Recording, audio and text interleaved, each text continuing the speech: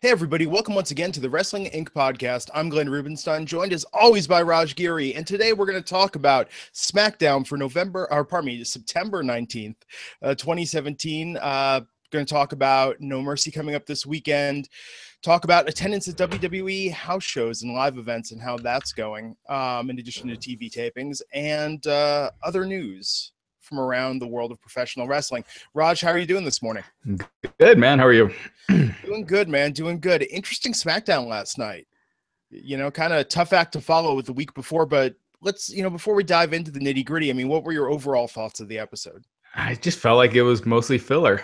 It was kind of in the middle. I didn't think it was bad, but it just, there was some stuff that was really cringeworthy.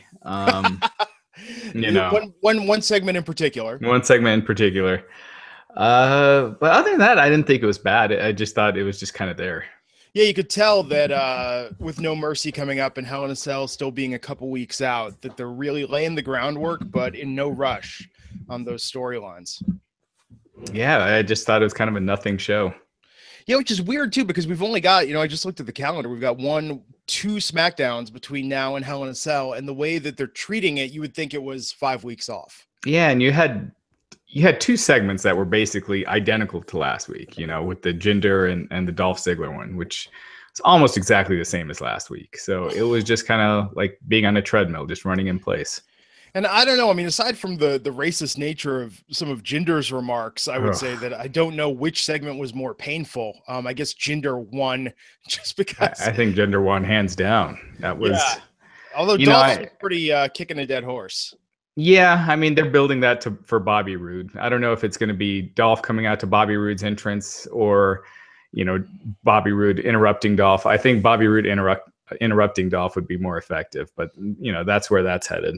Yeah, absolutely. So Shane McMahon opens up last night, just goes out, cuts a promo, builds up the match to Hell in a Cell.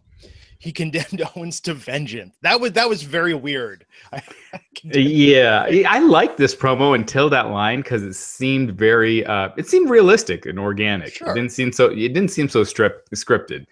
And then that line just kind of took that all away. But it wasn't overall, it was still an effective promo by Shane.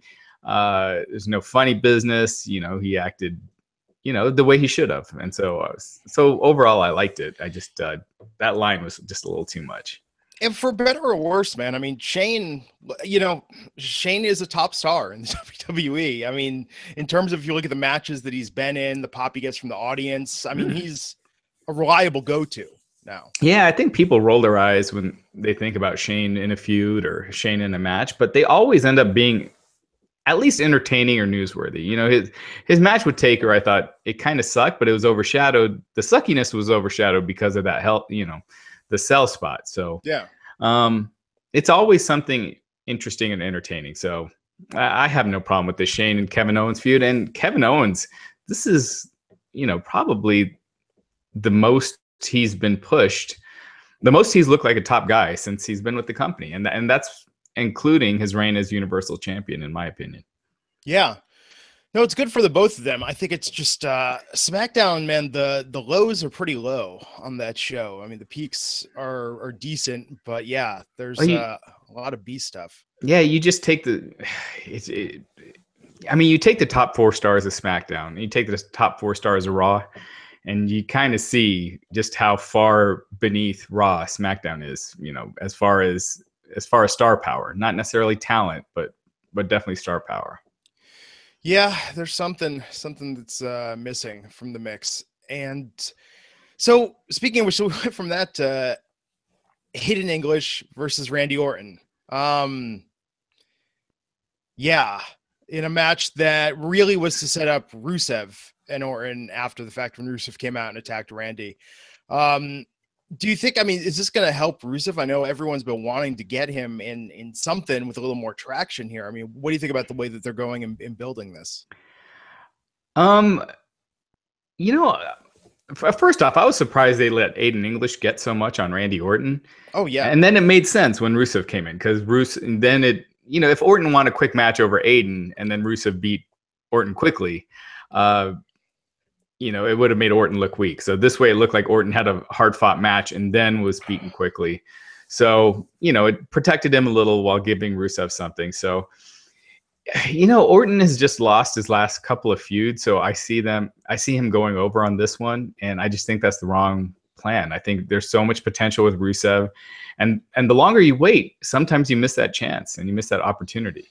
But you know what I liked about this was Rusev showing some personality and showing his more humorous side, and not the strict anti-American thing, but you know, him cheering afterwards, and you were seeing a little more of the personality that I think a lot of the internet fans see, like in his tweets and you know, stuff away from the ring.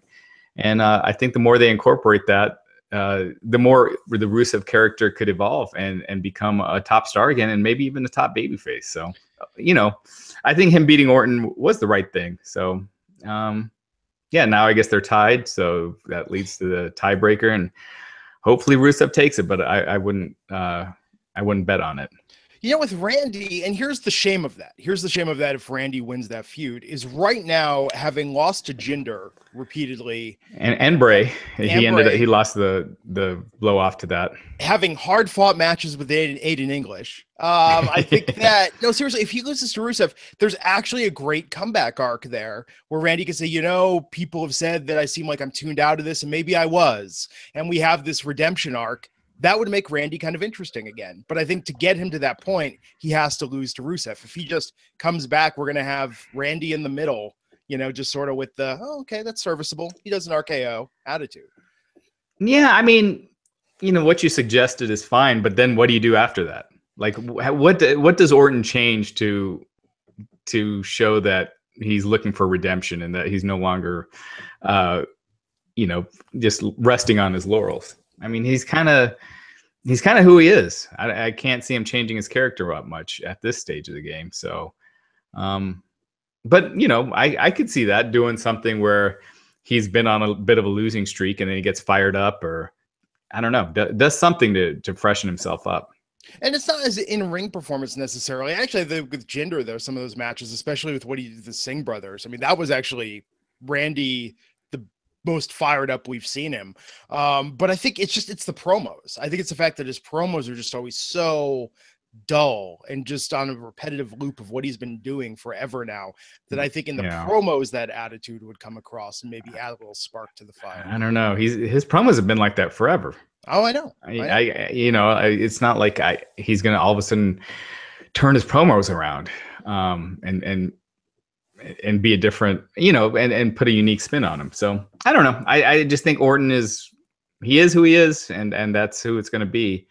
I just don't, you know, he'll just basically keep going between heel and babyface. But other than that, I think I don't see much changing with him. So, but with Rusev, there's a lot of opportunity there. So, I agree, but not if he ends up losing this to Orton, and then it's going to be Rusev versus Aiden English on the pre-show. Yeah, maybe if they're lucky. No, I agree.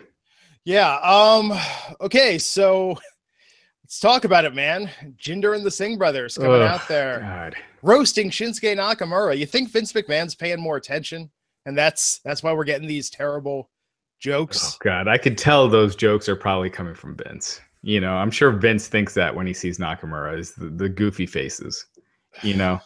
And I said it last week. When you call attention to that and you start making people say, "Oh, he's got a point," you're hurting Shinsuke. Yeah. And then they just went outright racist. I mean, they did it last week too, but even worse this week. And I know Vince probably is like, "Oh, well, it's an Indian guy saying racist stuff, so it's fine." And it's not. And I just thought, you know, it's just so backwards and regressive, and it just makes that kind of stuff and just makes wrestling look so bad. Like if someone that doesn't watch wrestling was just putting that on, it just makes the wrestling seem so low rent. Yeah, and know your audience, man. They're in Oakland, California, the San Francisco Bay Area. If you listened last night, when Jinder came out, much more mixed than usual, a lot more cheers mixed in with the jeers. But to do that segment there in the Bay Area, huge Indian American population, huge Asian American population. that is not the place to do this promo. Well, I'm sure Vince thought that is the place to do it, because I'm sure he thought that's where it'll get more heat. With the crowd's chanting, "That's too far." That was great. I love that. It's the Bay Area, man. It's the Bay Area. Only I love here, it. I loved it. I love that. Yeah. That's too far chant. But again, it's just so cringeworthy. And Jinder, man, I don't know. I think they built him up to where he's something. He's got a star look. This promo sucked. I don't know who could have made it good though. I think that's the material he was sent, but him on top, it's not doing anything. And time to let him drop that title, put it on things that really get the fans' interest, and have Jinder win the US title and feud with good workers that he could learn from and work longer matches. But at the top, it's just not working. And the whole India thing, from what I hear, it's not like there's a splurge of popularity for India for WWE in India. In fact, I think it's pretty much just the same. So, man, you keep going with Jinder as a U.S. champion. Drop that xenophobic crap. It just makes you look outdated in this day and age, and go with it. But yeah. I was very glad I was watching wrestling alone last night. Yeah, if my wife, God, yeah, and my wife has this habit of always walking in during the most embarrassing segments, where she's like, "This is what you're watching," and you should be like, "This paid for this house." Right? Yeah, exactly. But I was just expecting her to walk in during that segment, so thankfully she didn't. Yeah, it was. Oh man, that was something. So after that, we got Nakamura's rebuttal. Which was okay. I thought it was worse that he just laughed it off. I thought this feud sucks. It's terrible. And you know what? We were talking about this the other night about Finn Balor coming to SmackDown, and we're going to get to this about SmackDown attendance. And we'll get to this more, but attendance does drop in the fall. But I don't remember seeing attendance this bad in Oakland. And I've actually been to SmackDowns in Oakland before. And then granted, this was 10 years ago, and it was full, but I've never seen it that bad. So you can spice SmackDown up a lot by using guys from Raw that aren't being used hardly at all. Like Jeff Hardy's an afterthought. He would add so much to SmackDown as a singles guy. Finn Balor, again, it's just kind of treading water on Raw, and he's someone that could be a huge difference maker on SmackDown. And these guys at the top with Nakamura, AJ, Owens, I think that could give SmackDown a shot in the arm, because it just feels like it's kind of falling a bit.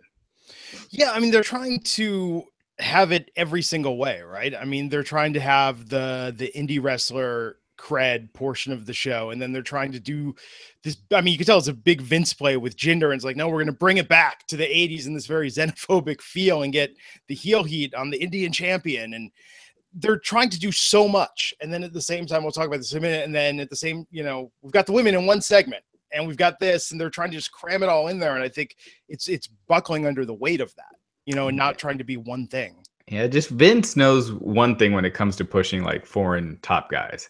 And Nakamura is not his guy. Yeah. If Nakamura came in and Vince, had to create his persona, I'm sure it'd be something completely different than this cool, charismatic guy. So, anyway. Vince would be like, so remember in the movie Revenge of the Nerds when they had the Asian guy that was one of the nerds? I'm thinking something like that. Yeah, he's just brilliant businessman.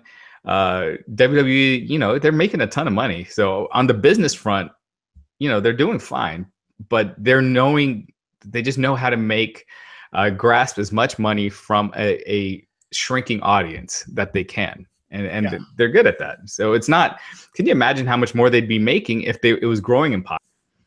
But it's weird though, because everything that gets positive mainstream press and everything that you get the buzz on that it seems like people are interested in, again, it feels like they're trying to make it too much the cavalcade of everything. You know, it's like they're not really responding, I think, to what the most interest is in. I mean, so to talk about next what they're doing with AJ, so they're clearly building Baron Corbin. We get the title match last night with Baron versus AJ Styles, interference from Ty Dillinger, and the result of this is that now it's going to be a triple threat for the U.S. title at Hell in a Cell. I mean, that's what it's looking like.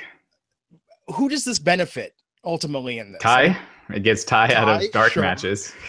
Sure. But I mean, does this elevate either of them really when it comes to this? And what does it do for AJ? I mean, AJ, I feel like, is a star. AJ, I feel like, should be at the top level of the company right now. Oh, AJ is at the lowest since he's won the WWE Championship. You know, yeah. As far as his star power, yeah, but he's at a level where that's easy to change. All they got to do is switch his opponents around. Sure. You know, they just have him. You know, if Jinder beats Nakamura at Hell in a Cell, you have AJ just walk out, boom, he's back as a main event guy, and it's not like fans don't see him as less and see him as not worthy of being back there. But yeah, right now it's. You know, WWE does that all the time where they just don't have anything else.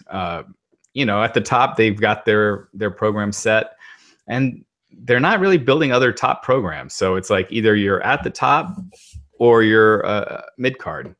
Yeah. It's not like they're building you see an obvious next challenger for Jinder rising up. So, or Nakamura. Yeah. I think you do AJ and Jinder just to get the belt off Jinder at this point, and then you go to AJ and Nakamura, and you go with maybe Owens, yeah, or maybe you go AJ and I don't know. See, there you go. There's just such a lack the of. problem is there's really some very set ways you can go with it. You could go AJ and Rusev if you keep Rusev heel. AJ and Rusev would be good. Even AJ and Orton, I know they did that once. AJ and Orton, I feel like, would get more interest than what they've been doing with Jinder. Yeah, AJ and Orton was just a one-off on SmackDown, right? They never really did a feud. So no. you could turn Orton heel and feud with AJ. And that, you know, again, that just doesn't do much for me. I just think you got those guys on Raw that could definitely use a change in scenery. And AJ and Finn, that's something that's exciting, or AJ and Nakamura. But I don't know if they'll do that just because they're two baby faces. Yeah. No, I get that. And that's where it seems a little weird. The thing with Ty last night interfering. I mean, okay, so we're going to have two faces and a heel. Yeah. But I do think it'll make the match better. Yeah. Well, I think it's really compensating for Corbin just because his attitude is good. But Corbin hasn't had a good match on pay-per-view since, gosh, you know, it's been a while. Maybe Sammy? I can't remember if that was good or not. No, I have no recollection of that match. Some of the takeover stuff was okay that he did back in NXT. Yeah, on the main roster, I think he had, gosh, there was one good one he had with like Kalisto, and that was kind of it. Yeah. So the women's segment last night, thought that was talk about getting heel heat. I loved Natalya crashing Charlotte's update on her dad and announcement she was back. Natalya coming out to celebrate herself. Sure. I just think Natalya seems so unnatural as a heel. You know, people give me crap about saying everyone should turn heel. I think Natalya should turn babyface. She's just a natural babyface. You know, her clutching the belt at the end, it just looked like she was acting. It didn't look, it just looked like it just didn't fit. And the same thing with Charlotte. She's the opposite. I think she looks out of place, just smiling and you know, I mean, here she had to when talking about her father, but once Natalya came out, I thought the segment got awkward. I hate when they do where it's so obvious when the next woman's going to come in or the next person's going to come in when they're building these multi-ways. Yeah. And, you know, like, it's your turn to talk. It's your turn to come out. It's your turn to come out. Now it's your turn to talk, and it's your turn to talk. And it's so scripted and non-organic. And that's what they did here. But I like the fact that they built Charlotte for a title match. The thing I hate, though, is when they do the build and it makes it so obvious. They build this 4-man, you know, the 4-woman, you know, main event, but it's so obvious who's going to win. Oh, absolutely. From the build. Well, and based on everything we've seen leak about, even about Starrcade, and Right. I think just common sense. I Well, mean, even if you don't follow online, just from you see the conflict between Charlotte and Natalia. So obviously that's where they're going. And then they build to the match. And so it's clear that Charlotte's going to win. It's like what they did with Jason Jordan on Raw. You know, they're building Jordan and Miz at the beginning, and then they set up a multi-person, which Jordan's going to win. Anyway. Yeah, I don't think there's a single person that wouldn't have had their significant amounts of money on Charlotte winning last night. That right. 4-way in the main event. And that just takes all the steam out of the main event. Well, but you could tell though in how they're pushing it though. I mean, even when Becky came out, Becky got a good pop. Naomi came out and got a decent response. Tamina, with the worst theme music ever, came out, and I liked the dynamic with her and Lana and the way they did that. I thought the segment was good. Now, see, to disagree with your point though, I like Natalia as a heel and Charlotte as a face at this, because I think back to when they did this on Raw a year and a half ago, and that was just painful when it was flipped the other way. I mean, you had Charlotte, it was in her never-ending winning streak. But remember they had the match when Bret Hart was there and Ric Flair was there. That was in NXT. No, dude, that happened in Raw also. They didn't have Bret Hart with... Yeah, that was on a pay-per-view last year. Oh, yeah, I think, yeah. Okay. And it ended, Rick cheated, then Bret put Rick in the sharpshooter, Natalia put Charlotte in the sharpshooter. That was the finish after she Wow, lost. I totally forgot that. Yeah, that's how good the feud was. So at least this time, it's not an exact. But I disagree, because I feel like Charlotte is a main event person as a heel, and she just feels like another girl on the roster as a babyface.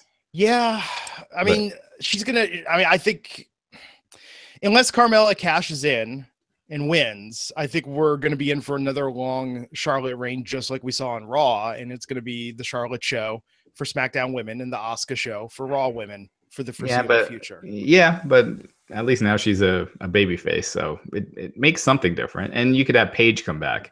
Yeah. So that, Charlotte and Paige, that's something interesting.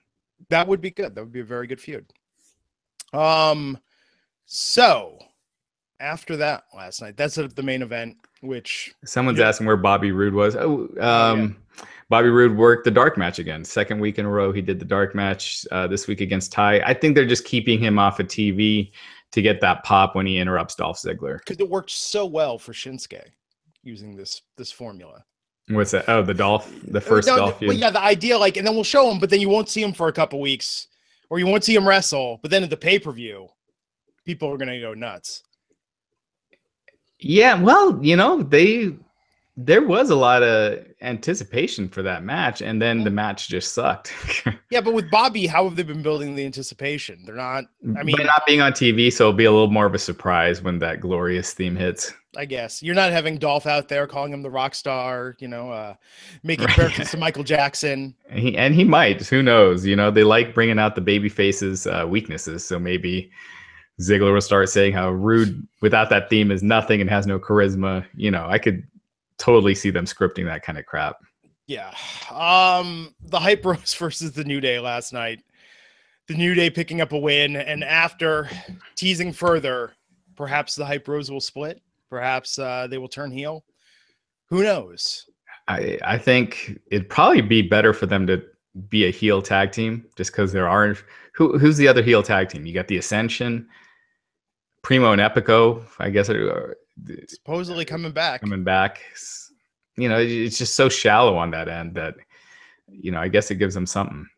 Yeah. I don't know, man. Rowan and Harper. They're. No Fashion Police last night. No Fashion Police. Nope. Then they didn't show up on 205 Live again, I'm assuming. They should have replay on 205 Live. Of that. Just hey, remember how great this was last week? Right. Okay. Cool. So after that, Kevin Owens in a wrinkly shirt issuing a statement via satellite, nonetheless. Yeah. I didn't like the apology, but Owens is good. I'd like him to be a little more remorseful. When you do something like that cold-blooded, don't show remorse after. Just kind of be smug about it. You did what you did, and now you're coming after Shane. But Owens was good. No, I'm looking at the screenshot though of this, and it bothered me the whole time. Like, iron the damn shirt, man. Don't they have a clothing steamer back there or something? Like, why you're in a wrinkly.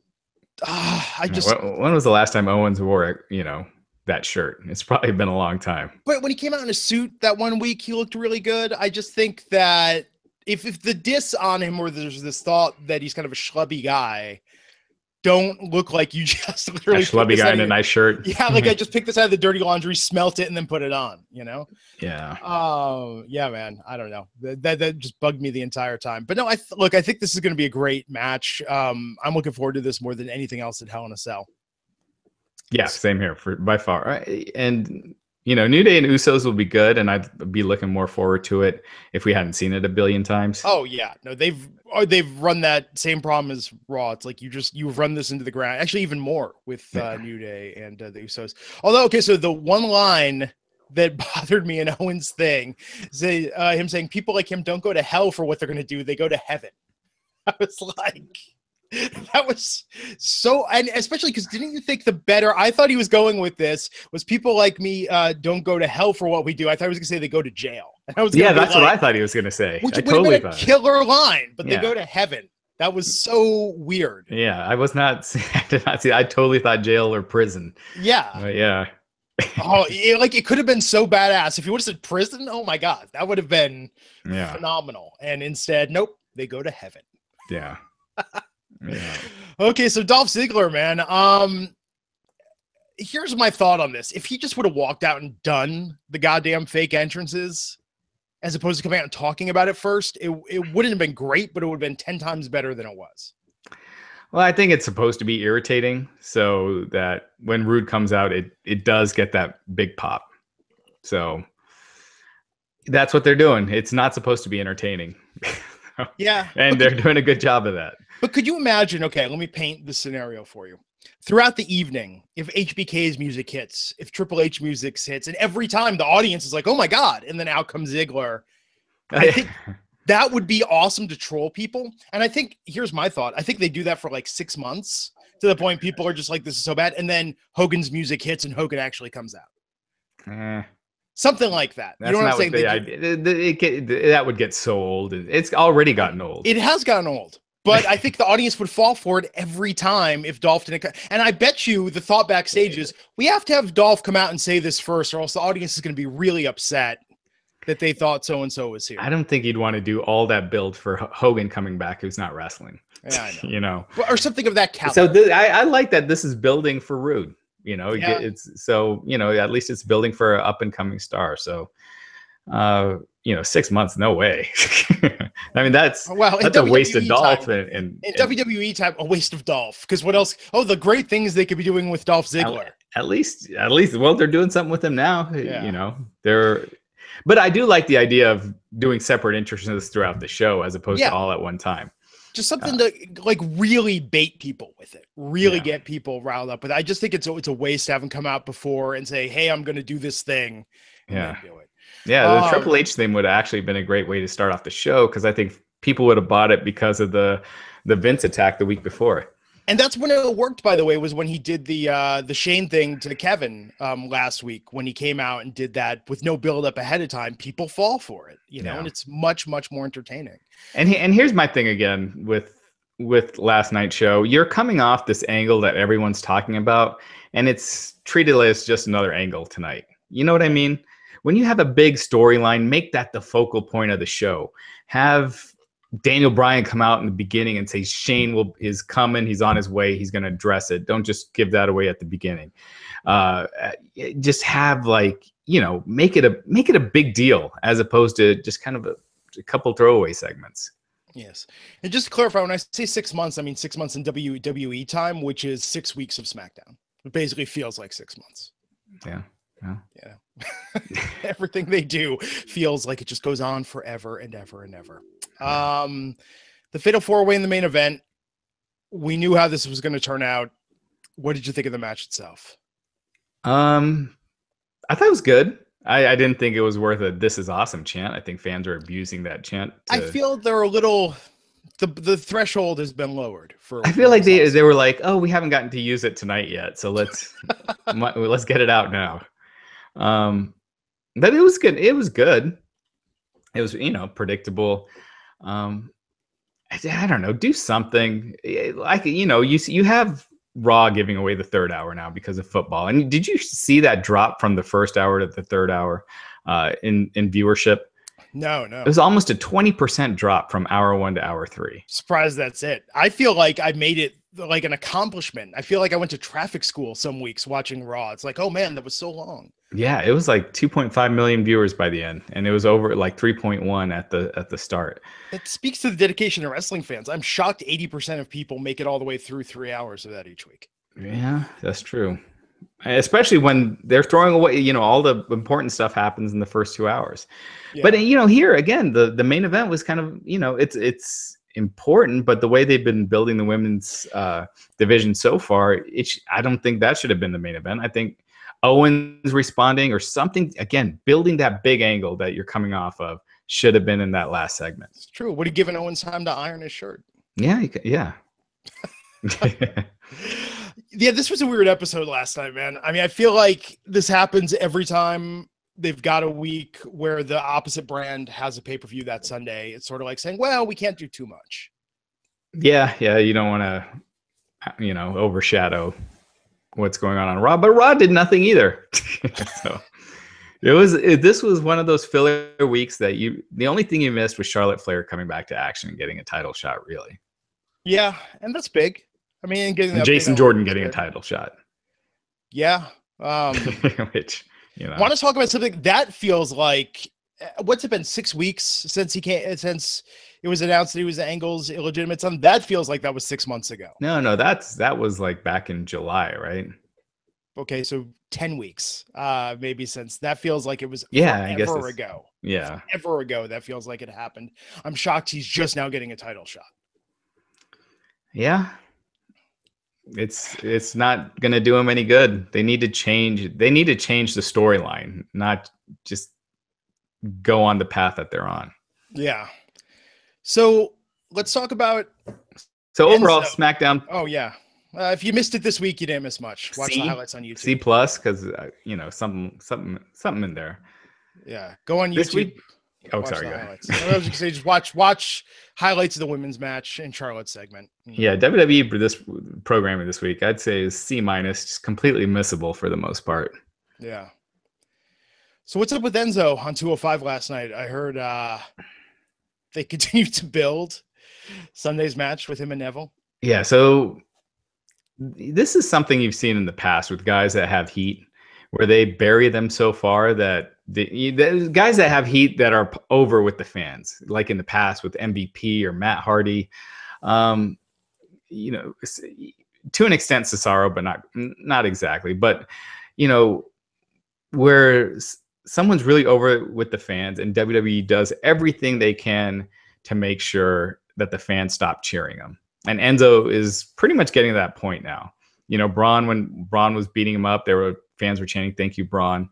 And then last night during the segment with Neville, the fans were booing Enzo, cheering Neville.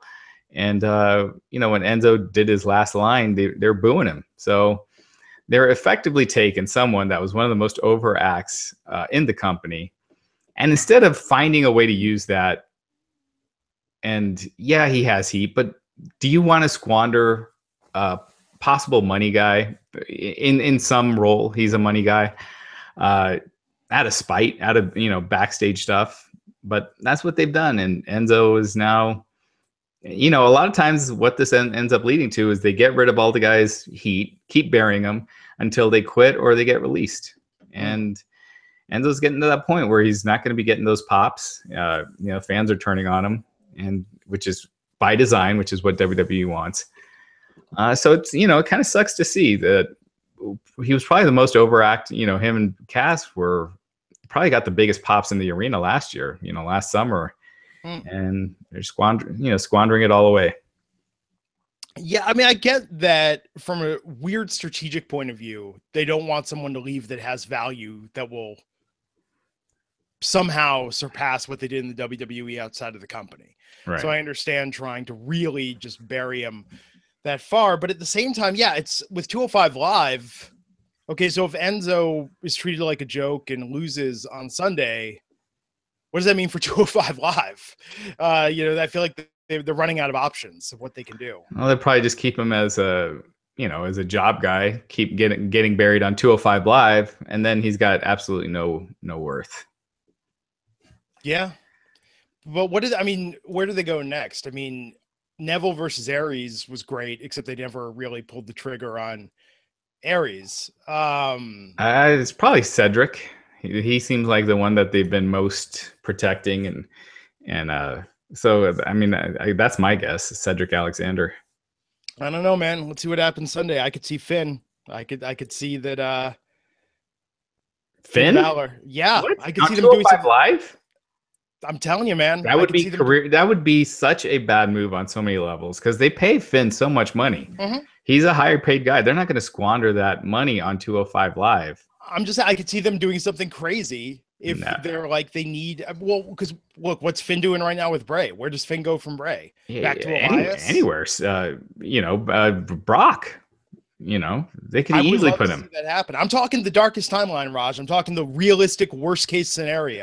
They're not going to squander someone that has value on the main roster for 205 Live. Neville, when they took him to 205 Live, he wasn't even being on, showcased on TV for months. Yeah. And part of that was that was after he was, cleared to return to action.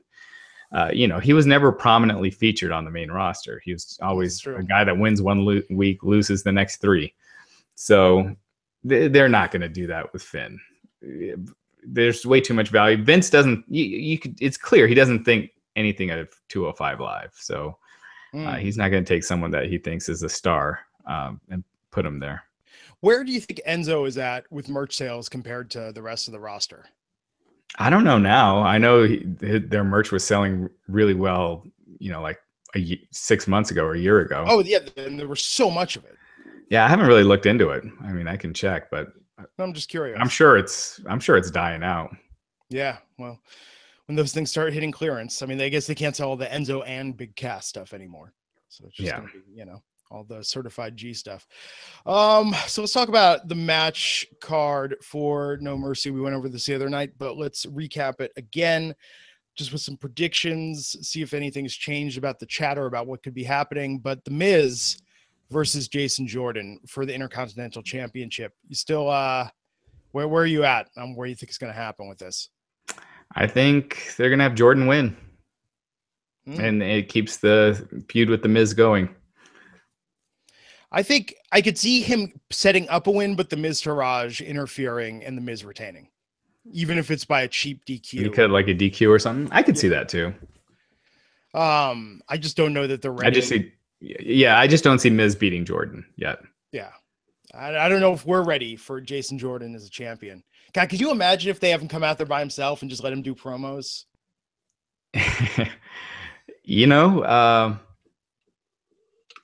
Yeah, he's one. When I talked about storyline ideas for Jordan and having him hooked up with Emma and getting all these benefits from Kurt, as booking favors and stuff for Emma and himself. I think him pairing with Emma and having Emma doing more of his talking would be, that could be money as a heel unit. So, yeah, I agree. Okay, so Alexa Bliss. So now what's now a fatal 5-way? Alexa Bliss versus Sasha Banks versus Bayley versus Nia Jax versus the aforementioned Emma. I think Alexa retains. What do you think? I think she retains. I think our only disagreements about who takes the pin. You were saying Sasha. I'm saying Emma. It could be. Yeah. I don't think it really matters, but. No, it doesn't. I mean, in the grand scheme of things, do people keep track of that? I mean, I think there's a philosophy that it matters, but I don't know. I think Sasha's not protected, especially as we mentioned the other night with what she's been saying on interviews. Yeah, I think you can if you pay attention to it, because if they take the pin and then lose again, then there's something going on. Yeah. Then it's like management gave up faith or there's backstage heat. It's usually something like that. Yeah, I think they're wasting Bayley's return. I think they should have really held it off until they had a plan for her So unless she wins, I don't think this is going to do her any favors coming back. I don't think she's been gone long enough to need to do a big return. And I think, look, in her hometown, she returned in her hometown. It wasn't a giant pop. So I think if they did it anywhere else, she might have gotten booed. So yeah, that was probably the best place to do it. Yeah, we'll see. Neville versus Enzo. Do you think there's a chance in hell that Enzo wins the belt? I do, sadly enough, just so that they could, one of those. I could see Neville just kicking the crap out of Enzo the whole match, and then something on a banana peel. Yeah, slips on a banana peel. It's that that kind of thing where he accidentally posts himself, or like the Razor Ramon 1-2-3 Kid finish, something like that, where Enzo steals a win. I'd have him avoid Neville for a long time, and then you do the rematch at Survivor Series. You know why I think Enzo could win is that's a two birds with one stone situation where Vince is like, well, I'm burying 205 Live in the process by making Enzo the champ. Right. And it does. Sadly, it adds a little bit of interest to 205 Live to see where they go with it. Yeah. Hey, I think it's propping it up at this point since Aries left. There's definitely been a void. Yeah. And Finn Balor versus Bray Wyatt. Finn Balor not as the demon wrestling Bray. So it's like taking away the one point that would make you extra interested in this match, and going out of the way saying it's not going to happen. It's like Clark Kent is going to have a fist fight with Lex Luthor. Pretty awesome, guys. And he can't turn into Superman. Yeah. So make sure to check it out. I think Finn. Hopefully Finn and this feud ends. Yeah. Dean Ambrose and Seth Rollins defending the tag team titles against Cesaro and Sheamus. Ambrose and Rollins. Yeah, I think they're going to retain. Reigns versus Cena. You said the other night you think Reigns wins clean over John Cena in this match. That's what I think. Yeah. What do you think?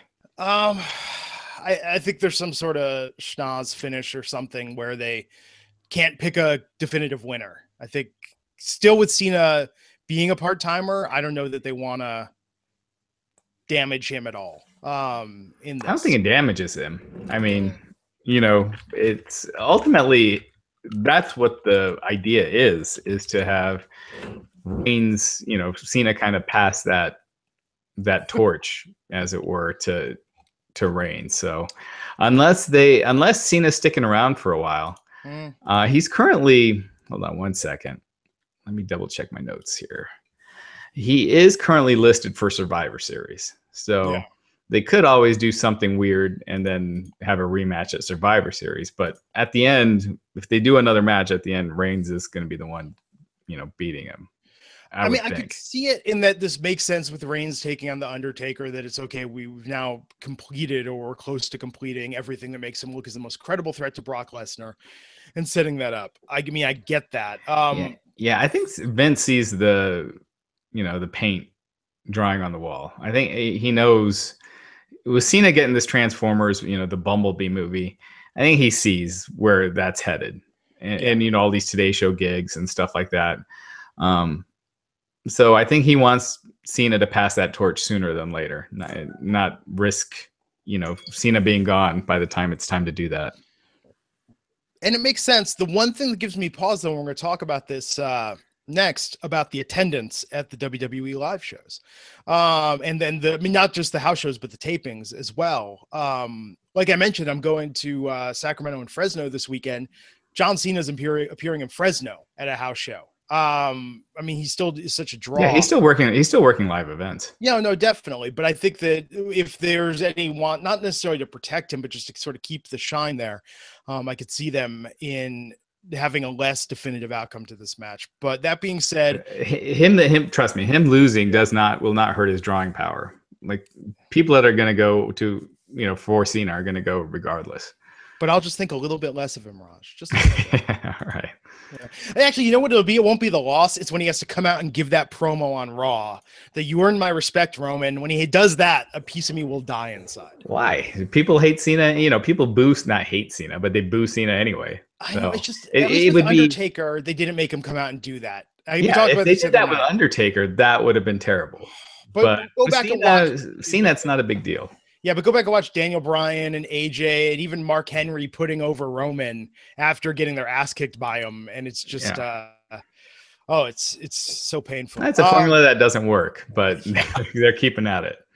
But it became that meme. Yeah, I mean, have you seen that quoted around about it? Mark Henry didn't actually say this, but the meme is that, you're the real world's strongest man, Roman. It's, like, I see that repeated again and again. That's how everyone remembers that Mark Henry promo. I just feel like Roman could be such a bigger star if they just listen to the fans, turn the guy heel, let him find himself.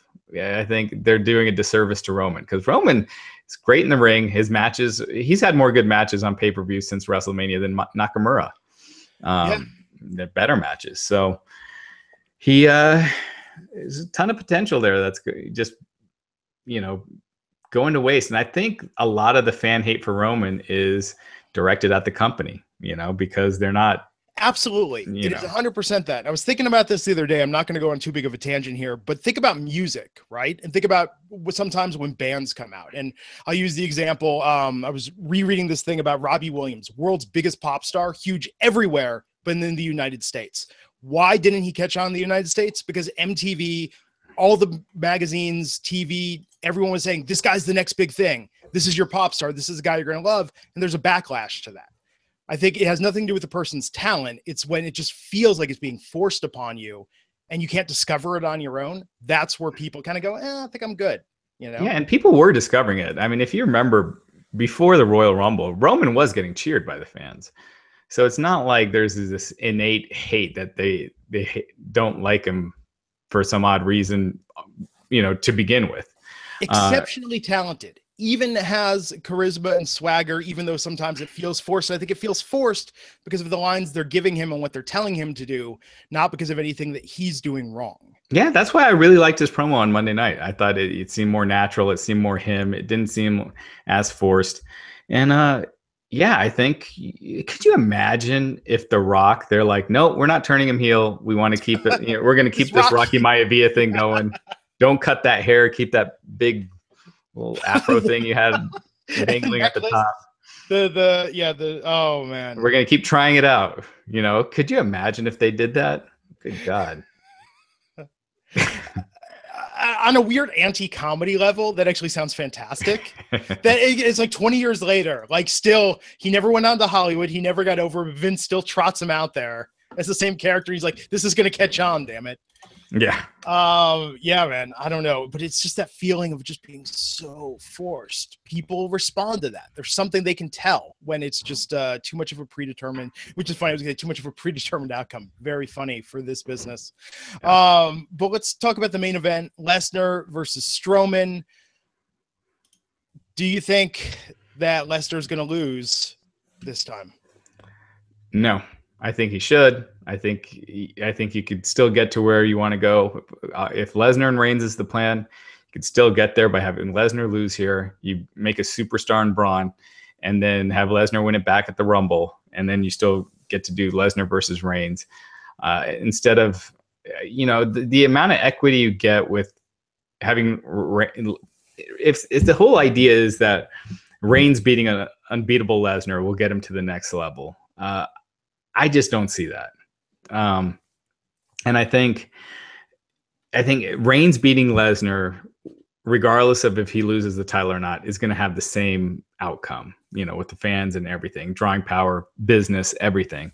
So why not have Braun win it? You got a superstar that, he's organically, really over with the fans, and, fans are into him. Oh yeah. Go that route. Get him the title. You got your title on Raw every week during football season, and you got someone who could work house shows, and your title being defended at house shows. So I just think it makes all the sense in the world to have Braun win it. But I think I think Lesnar. I think it's obvious that Lesnar is going to. Yeah, I want to believe, Raj. I want to believe that Braun can win this. like right down to the 3 count. I'm going to be thinking, come on, man, he can pull this out. It'd be awesome if he did. And I think that it's the right business move to have Braun win here. No, I agree. They could do, they could always do right now Lesnar isn't scheduled for any other dates this year, but that doesn't mean that they're not negotiating to get some. So if Brock is going to be at Survivor Series, they could do, a weird DQ, double DQ or something here and then do the rematch at Survivor Series. Yeah. I liked your idea of having Brock win it back at the Rumble, setting up Brock versus Reigns at WrestleMania. I think that would be an interesting way to do it. So let's talk about this attendance of live events, both TV tapings and house shows. So I'm hearing last night was something absurd, like only 40% sold at Oakland Arena. Yeah, that's what we had on the site. That's what one correspondent said to us was 30 to 40%. I mean, if you look at we have an article on it that was posted last night. It's still on the front page. We have a bunch of photos from last night's SmackDown, and it's pretty much the whole camera, hard camera side is empty, which you see that a lot now at house shows, but rarely for TV tapings. And then also the upper deck was tarped off. So right off the bat, you're dealing with just almost one section of the arena. And so every year, the third quarter is a little slower house show attendance wise. I think back to school, football season hurts live event attendance. But I've never seen, the attendance this bad at a TV taping, for Raw and SmackDown. And Raw is, Anaheim, which is a big market. So, yeah. Yeah. I mean, I'll tell you, this week I sat it out. Raw was in San Jose, SmackDown in Oakland, and we're going to house shows this weekend because we're like, you know what? The TV tapings are never as fun. The tickets are twice as expensive, and you have to get there super early on the West Coast, at least. It's just not as good of a value proposition as going to a house show, watching the wrestlers be a little looser and just having fun with it, I mean, the live event attendance is terrible too. Yeah. It's not just TV tapings. So, and TV tapings, the attendance is still way better than live event. I mean, you look at the average TV show attendance versus live event, it's a big difference. I think it's also the market. I mean, I'll tell you by comparison, we went to SmackDown when they were in Fresno. What was it earlier this year? And that was, or maybe it was late last year, but that was pretty well attended. They only had tarped off the top, but there was much more. It felt more full. Fresno's a smaller market than Oakland. Yeah, but that's what I'm saying, because it's a bigger deal. What are your entertainment options in Fresno compared to in the San Francisco Bay Area? But you have way more people in the San Francisco Bay Area. Actually, the Central Valley is it's just more spread out, right? But I think it's that idea. It brings them in from all around. I'll be curious to see how No Mercy is. What have you heard about ticket sales Staples Center is huge for Sunday. I haven't checked. I'll look into that. Yeah. Curious. But yeah, man, I tell you, there's something more about it where I think the house shows are a better value prop. And with the TV tapings, I feel like you really have to be caught up on things. And that's the other wrinkle. And I understand the live event attendance is down, but I think if you go to TV and you're not following what's going on, you're going to be lost. If you go to a live show, it really doesn't matter because they're still bringing out a lot of the people you don't see on TV that maybe were on TV when you stopped watching. Yeah, I guess, but you also know that nothing's going to happen at a live event. So if you're just going to see the stars and watch matches, and although, I mean, look, things have happened once a year. Once a year. I don't know, man. Fresno, something could happen Saturday night, the night before pay-per-view. It's not going to. No, not at all. But it'll be fun. And I'll let everyone know if anything eventful happens at either of those shows. Yeah. Chances are it won't. But so we've got more on Bobby Heenan, and more's come out about the cause of death, correct? Yeah. 1 second. I don't want to say anything wrong, so let me pull that up. So yeah, Bobby Heenan, it was due to organ failure caused by throat cancer, which he had been battling for a long time. So he'd been battling, he was diagnosed with cancer in 2002. He had been in remission since 2004. But yeah, I think anyone that saw Bobby over the years, you could tell, he was struggling. it was really sad seeing those convention videos and stuff where he was at, and someone's so funny and he couldn't talk.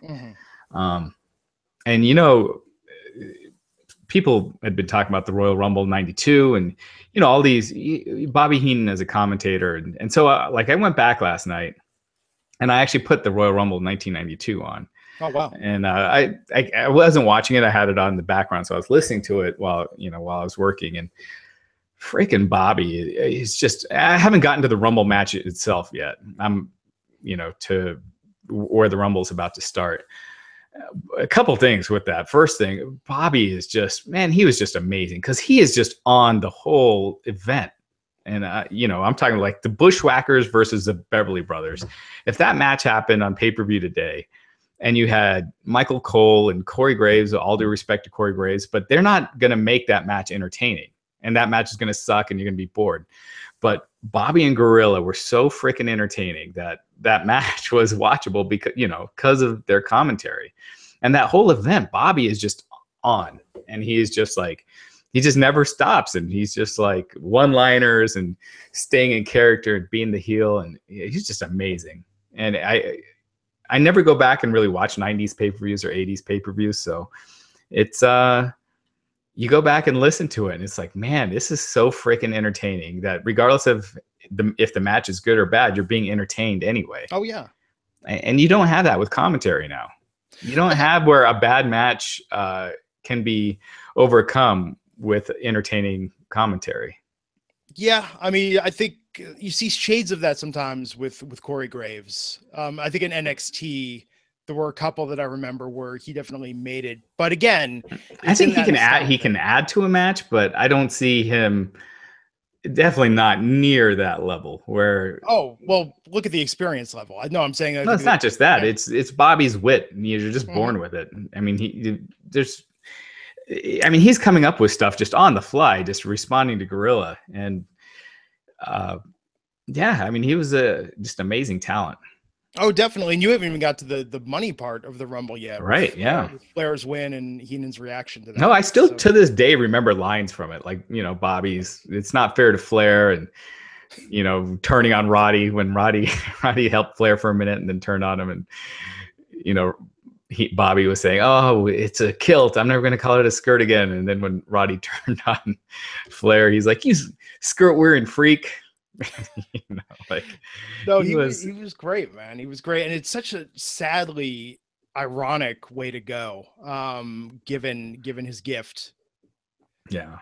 He's amazing. If you guys got the WWE Network, just check out the 92 Royal Rumble. Check out any pay-per-view where Heenan did commentary, and him and Gorilla, man, they were such an iconic duo. Yeah. Absolutely, man. No, very, very sad passing in the business.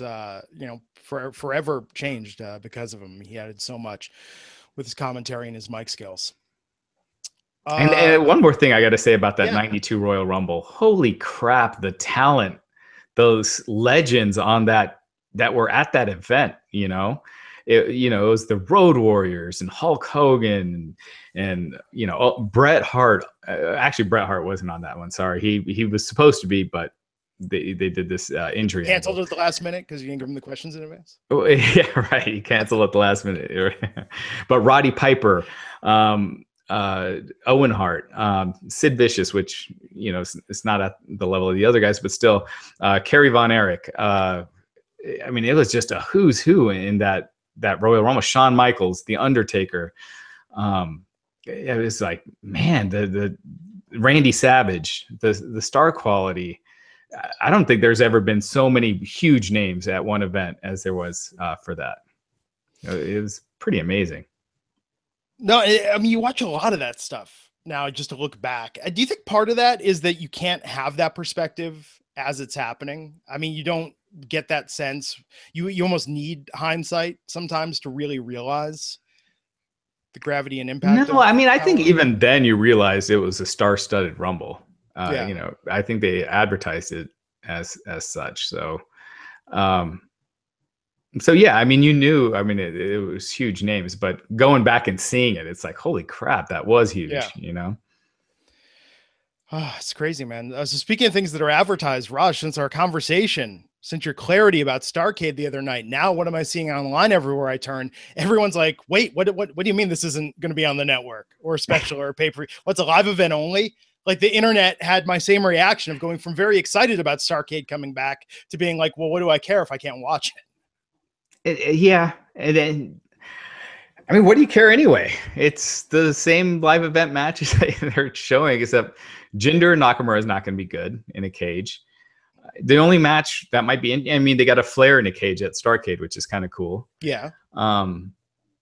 You know, if they wanted to do something, and they always might change it and change it to a network special if they see that interest. But Cody, made those comments about it, and Michael Hayes invited him. It'd be kind of cool if they did something where, for one night, they had Cody and Goldust team up against, the Usos. And then you did, because then you got the Rhodes, you got Flair.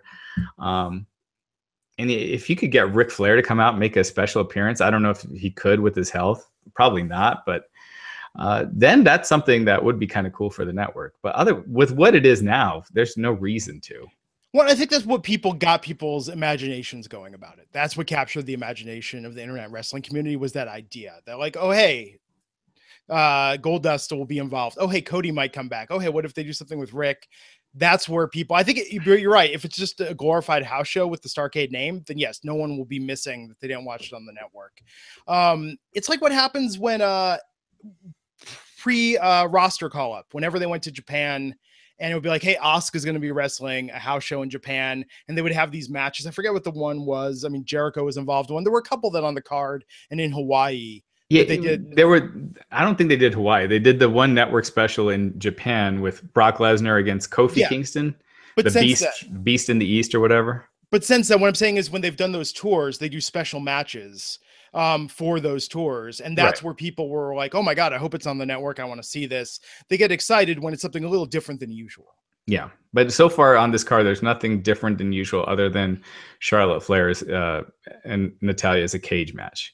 Yeah. But, we're going to see that match in a few weeks, and that's going to be the match on all live events going forward. So they're not going to want to give that away on the network when that's what they're running at live event. Well, who knows? They might. I mean, they do all these matches for free on TV anyway. So that is true.